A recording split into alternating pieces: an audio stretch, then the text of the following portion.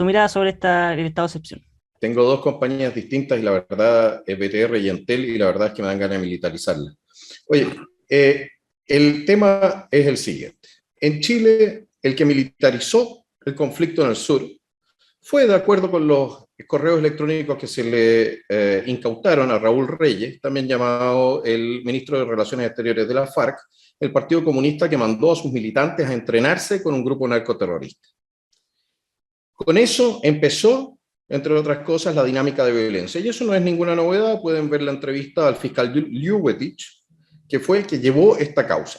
Esta causa no se continuó porque la Corte Suprema, entre otras cosas, probablemente teniéndole miedo al Partido Comunista, no continuó con el tema diciendo que las pruebas no habían sido conseguidas de manera legítima. Pero eso no obsta a que esa información sea de público conocimiento y todos ustedes pueden leer esos correos electrónicos en la página de la Radio Bio Bio, donde todavía están arriba. Ese es el primer punto. Los que empezaron a militarizar esto fueron entonces los señores de la izquierda radical que crearon en el sur un problema étnico donde no lo había. ¿Por qué no nos olvidemos de una cosa? Chile es 95% mestizo.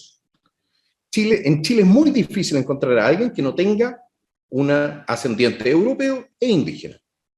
Y aquí se ha estado tratando de crear una división racial por razones políticas. Otro punto respecto de las armas. Ninguna de las armas largas que hemos visto en manos de la CAM o de otras organizaciones subversivas en el sur pertenece a las Fuerzas Armadas y de Orden. Todas esas armas pueden ser trasladadas de vuelta a la importación de carne salvaje. Y ahí el Partido Comunista nos puede decir por qué le anda pasando las armas a esa gente. Entonces, ¿quién está militarizando el sur? ¿Quién ha militarizado el conflicto? Y otro punto, no son casos aislados, porque tenemos de 10 a 15 atentados diarios.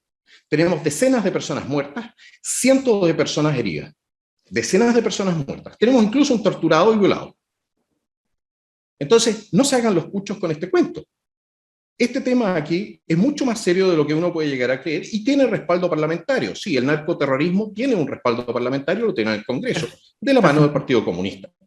Johannes, me quiero quedar con usted porque llegó una pregunta para usted justamente muy breve, porque obviamente desde este tema podemos hablar toda la noche, pero quizás 2, 3 ideas muy cortitas para ponerle fin al conflicto de la Araucanía. Insisto, 2 o 3 ideas muy breves. Fuese tan fácil. De Marcelo llegó esta consulta para usted. Por favor. ¿Cuál sería? ¿Cómo acabar con el conflicto de la Araucanía? Por eso le decía 2 o 3 ideas muy breves, porque con esto podemos hablar horas.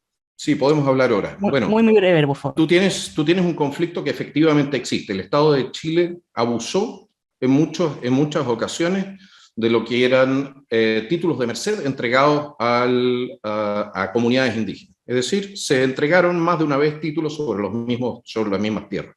Y eso tiene que ser regularizado. Ese es un punto. El segundo punto es que hay que perseguir las estructuras logísticas y las estructuras militares que se han establecido en la Araucanía, y hay que desactivarlas. Es decir, hay que imponer de nuevo el imperio de la ley, el imperio de la república en todo el territorio nacional. Y el tercer punto es que tenemos que denunciar los intentos de crear en Chile una sociedad dividida en razas y etnias, entregando derechos políticos y derechos especiales en razón del nacimiento en un grupo étnico determinado. Porque eso lo que va a hacer generar aún más odio y más tensión. Y una cosa está clara, la independencia o la plurinacionalidad no va a funcionar en un país donde, por ejemplo, en la 9ª región tenemos 300.000 personas que se consideran a sí mismos exclusivamente mapuche, pero hay más de 1.200.000 personas que se consideran chilenos. Perfecto. Muchísimas gracias, Johannes. Voy con las manos levantadas. Emilia y Jorge en ese orden. Emilia, por favor. Sí, yo quiero decir, y esto es, ojo, un rol que debería tener el moderador. Hay algo que acaba de señalar Johannes que es falso. Este no es un conflicto inventado. Ojo con nuestra historia, esto es un conflicto. El conflicto con las comunidades mapuches, con los pueblos indígenas, viene desde la colonia, luego los españoles reconocen la independencia y autonomía del pueblo mapuche, luego viene la mal llamada pacificación de la Araucanía, que fue un genocidio por parte del Estado de Chile contra las comunidades mapuches. Luego, si queremos mirar la historia más reciente, montajes como la Operación Huracán, comprobado por inteligencia de Carabineros que es un montaje. Entonces, ojo, No mintamos, este no es un problema que vamos a desarmar solamente con un poquito de inteligencia, unos pacos. Este es un problema profundo y es un problema social. Las armas no resuelven los problemas sociales. Esa es la Bueno, posición díselo a Lacan. Dile a Lacan que no se solucionan los problemas sociales. Johannes, vamos en orden. Vamos en orden, Emilia. Bájale, Johannes. Primero, Johannes, te llamo a dejar la vehemencia con la que estás debatiendo, ese cigarro muy acelerado, y que revises que se te cae el internet, porque me imagino que es por todos los bots que tienes difundiendo las fake news que igualmente difunde tu candidato presidencial, sí, José Antonio Kast. Seguro, y además sería bueno, disculpa, sería bueno que también cuando hablaras de tu patriotismo, me dijeras qué opinas de los Panama Papers, donde tu candidato presidencial se llevaba su dinero a Panamá para evitar pagar impuestos en este país, para que se disculpa, en nuestro país hacia las necesidades sociales. Disculpa, Emilia, una consulta. Los interpelados van a tener... ¿Tú dijiste su dinero? Johannes, los interpelados van a tener opciones y la libertad bueno, el de su familia, no sé, pero vamos a ir con orden. Emilia, los interpelados van a tener opción de responder. Vamos a ir con el orden, eso sí, Jorge. Ya. Sí, muchas gracias. Mira, la verdad es que la pregunta que nosotros tenemos que hacernos es ¿cuál es el objetivo? ¿Sí? ¿Cuál es nuestro objetivo? El objetivo es disminuir o acabar con la violencia en una parte del territorio nacional que es muy importante. ¿Sí? Por lo tanto, tenemos que preguntarnos cómo van a reaccionar estos narcotraficantes si nosotros actuamos con violencia. Nosotros ya hemos visto de lo que son capaces los narcoterroristas que están en el sur. Por lo tanto, lo que debemos hacer es aplicar esta medida de excepción, de emergencia, para poder tratar de restablecer de alguna forma el Estado de Derecho en el sur, pero debemos pensar en el mediano largo plazo, porque si nosotros vamos con violencia, lo que vamos a recibir es más violencia de vuelta, y eso no resuelve los problemas. Está la guerra contra las drogas, 50 años, $1 trillón, y no dio buenos resultados. Sin embargo, si nosotros empujamos la despenalización, que es una medida liberal, libertaria, donde las personas pueden decidir libremente y que las organizaciones de la sociedad civil, ya fundaciones especialmente, yo invito, digamos, a todos los libertarios que nos están viendo, promuevan el deporte, promuevan la educación y promuevan de que efectivamente las drogas hacen daño, ¿sí? Reducen la capacidad cognitiva, reducen la capacidad psicomotora. Entonces, nosotros tenemos que apuntar a ese tema. ¿Cómo nosotros resolvemos y reducimos el problema de la violencia? ¿Sí? Y lo que dice Emilia es cierto, sí es verdad. Aquí hubo una violación sistemática a los derechos de los pueblos originarios, pero eso pasó hace hace bastante tiempo, ¿sí? Yo creo que tenemos que mirar hacia el futuro y tenemos que dejar de lado la política identitaria. La minoría más importante es la del individuo. Por eso es que Muchísimas gracias, Jorge. Este problema hace mucho tiempo con el liberalismo. Muchísimas gracias, Jorge. Johannes, que había sido interpelado, tiene su opción de responder. En primer lugar, es fácil decir que alguien miente. Sí, es fácil decir que alguien miente y tirar cuentos chinos. ¿Quieres ver qué es lo que es un genocidio? Pregúntale a los uruguayos dónde quedaron. No te estás quejando de que te había interrumpido. Johannes y Emilia. Bueno, en primer lugar, si quieres ver lo que es un genocidio, pregúntale a los uruguayos, pregúntale a los argentinos cómo se ve un genocidio. En Chile, sí, seguro, porque sí, ese tema lo podemos tocar después, sí que. Pero un genocidio significa la destrucción voluntaria de un grupo humano. ¿Ok?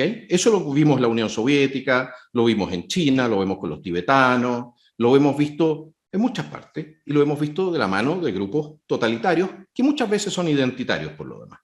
Ahora, en Chile se produjo la pacificación de la Araucanía, entre otras cosas, porque, bueno, no se olviden de un punto. Para la guerra de la independencia, aquellas fuerzas realistas que conservaban capacidad de combate se refugiaban en la 8ª a la 9ª región, bajo la protección de los loncos muchas veces. Entonces, aquí hay una dinámica que es mucho más amplia, y no puedes hablar de genocidio, cuando no existe la voluntad expresa y articulada de destruir a un pueblo. No es el caso en Chile. En Chile se ha producido una mezcla entre los españoles, los criollos, los indígenas. Muchísimas gracias, Johannes. Que lo encuentras en todas las clases sociales. Muchísimas gracias, Alejandra.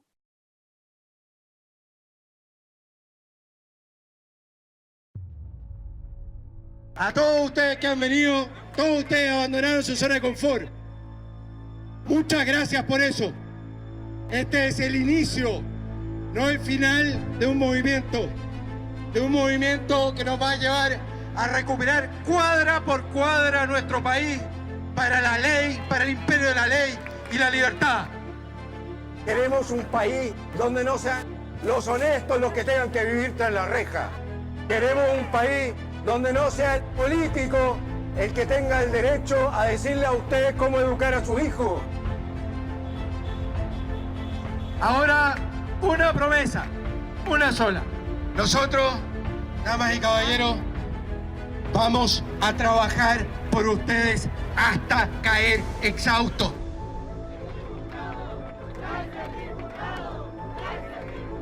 Vamos a terminar el toque de queda impuesto por los narcotraficantes en las poblaciones. Les vamos a quitar los recursos públicos a las organizaciones que defienden a delincuentes.